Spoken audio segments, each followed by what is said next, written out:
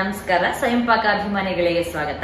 ನಾನು ವೀಗನ್ಗಳಿಗೆ ಅನುಕೂಲವಾಗಂತೆ ಇವತ್ತು ಸಬ್ಬಕ್ಕಿ ಅಂದ್ರೆ ಸೀಮೆ ಅಕ್ಕಿ ಪಾಯಸನ ಮಾಡೋದು ಹೇಗೆ ಅಂತ ಹೇಳಿ ತೋರಿಸ್ಕೊಡ್ತಾ ಇದ್ದೀನಿ.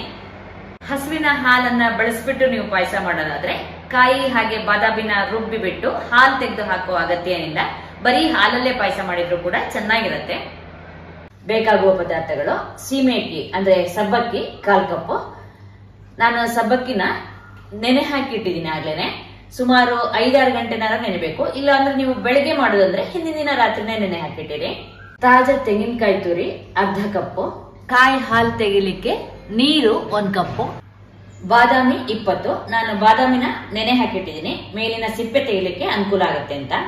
1 ಸಣ್ಣ ಏಲಕ್ಕಿ ಹಾಗೆ 1 ಸಣ್ಣ ಲವಂಗ, ಕೇಸರಿನ ಸ್ವಲ್ಪ ಹಾಲಿನಲ್ಲಿ ನೆನೆ ಇಟ್ಟಿದ್ದೀನಿ, ಸಕ್ಕರೆ 1/4 ಕಪ್, ಗೋಡಂಬಿ ಹಾಗೆ ದ್ರಾಕ್ಷಿ ಸ್ವಲ್ಪ, ಹಾಲು ನಾನಿಲ್ಲಿ ಓಟ್ ಮಿಲ್ಕ್ ಅನ್ನು ಇಟ್ಕೊಂಡಿದ್ದೀನಿ 1 ಕಪ್. ನೀವು ಮಾಮೂಲಿ ಹಾಲನ್ನು ಕೂಡ ಇಟ್ಕೋಬಹುದು.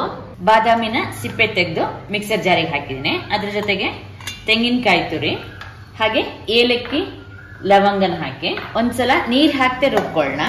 ನೀರ್ ಹಾಕ್ತೆ ಒಂದ್ಸಲ ರುಬ್ಕೊಂಡಿದ್ದೀನಿ. ಈಗ ಇದಕ್ಕೆ ಸ್ವಲ್ಪ ನೀರ್ ಹಾಕೊಂಡು ಸಣ್ಣಕ್ಕೆ ರುಬ್ಕೊಳ್ಳೋಣ, ಸೋಸ್ಕೊಳ್ಳೋಣ ರುಬ್ಬಿದ್ದನ್ನ. ಇದನ್ನ ಮತ್ತೆ ಇನ್ನೊಮ್ಮೆ ಮಿಕ್ಸರ್ ಜಾರಿಗೆ ಹಾಕಿ ಸ್ವಲ್ಪ ನೀರು ಹಾಕಿ ರುಬ್ಕೊಳ್ಳೋಣ. ಈಗ ನಾನು 2ನೇ ಬಾರಿ ಇದನ್ನು ಸೋಸ್ಕೊಂಡಿದ್ದೀನಿ. 2-3 ಬಾರಿ ನೀವು ಈ ತರ ಮಾಡಿ ಸೋಸ್ಕೊಳ್ಳಿ. ಕಾಯಿ ಬಾದಾಮ್ ಹಾಲು ರುಬ್ಬಿ ಇಟ್ಕೊಂಡಿದ್ದೀನಿ ನಾನು. ಅದಕ್ಕೆ ಈ ಸೀಮೆ ಅಕ್ಕಿ ನೆನೆಸಿದ್ದನ್ನ ಹಾಕೊಳ್ಳೋಣ.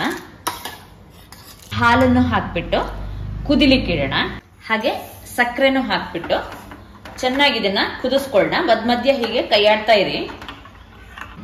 ಕುದಿ ಬಂದ್ಮೇಲೆ ನಾನು ಈಗ ಪಾಯಸನ 7-8 ನಿಮಿಷ ಕುದಿಸಿದೀನಿ. ನೋಡಿ, ಸೀಮೆ ಅಕ್ಕಿ ಬೆಂದಿದೆ.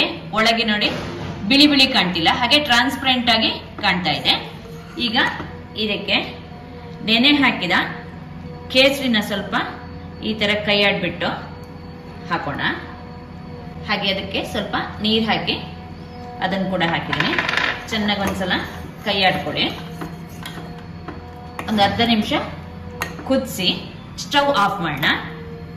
ಈಗ ಇದಕ್ಕೆ ಸಣ್ಣಾಗಿ ಚೂರು ಮಾಡಿದ ಗೋಡಂಬಿ ಹಾಗೆ ದ್ರಾಕ್ಷಿನ ಹಾಕೋಣ. ತುಪ್ಪ ಬಳಸೋರಾದ್ರೆ ನೀವು ತುಪ್ಪದಲ್ಲಿ ಗೋಡಂಬಿ ದ್ರಾಕ್ಷಿನ ಹುರಿದ್ಬಿಟ್ಟು ಹಾಕಿ. ಈಗ ನಿಮಗೆ ಸೀಮೆ ಅಕ್ಕಿ ಪಾಯಸ ಸಿದ್ಧವಾಗಿದೆ. ಸಬ್ಬಕ್ಕಿನ ನೆನೆ ಇಟ್ಟು ಪಾಯಸ ಮಾಡಿದ್ರೆ ಸಬ್ಬಕ್ಕಿ ಕಾಳು ಕಾಳಾಗಿ ಚೆನ್ನಾಗಿರುತ್ತೆ, ಅಂದ್ರೆ ಕರಗೋದಿಲ್ಲ ಸಬ್ಬಕ್ಕಿ. ನೋಡಿದ್ರಲ್ವಾ ಸಬ್ಬಕ್ಕಿ ಪಾಯಸ ಹೇಗೆ ಮಾಡೋದು ಅಂತ ಹೇಳಿ. ನೀವು ಕೂಡ ನಿಮ್ಮ ಮನೆಯಲ್ಲಿ ಈ ಪಾಯಸವನ್ನು ಮಾಡಿಬಿಟ್ಟು ನಿಮ್ಮ ಅಭಿಪ್ರಾಯ ನಮ್ಗೆ ತಿಳಿಸಿ. ನಮಸ್ಕಾರ.